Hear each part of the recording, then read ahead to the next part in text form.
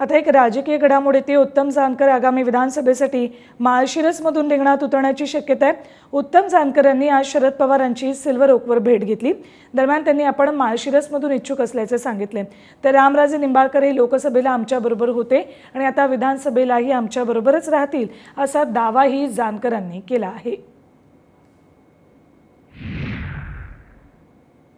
पवार साहेबांची या ठिकाणी जी भेट झालेली आहे, महाराष्ट्रामध्ये मी सर्व ठिकाणी फिरतो, त्या ठिकाणचा आढावा या ठिकाणी पवार साहेबांना दिलेला आहे आणि माळशिरस विधानसभेसाठी मी स्वतः इच्छुक आहे। याचबरोबर सोलापूर जिल्ह्यामध्ये काय परिस्थिती आहे, कशा पद्धतीची व्यूहरचना असली पाहिजे, आपल्या आघाडीकडे कोणत्या जागा घेतल्या पाहिजेत किंवा आपल्या राष्ट्रवादी शरदचंद्रजी पवारसाहेब पक्षाकडे कोणत्या जागा घेतल्या पाहिजेत या संदर्भानं या ठिकाणी चर्चा झालेली आहे।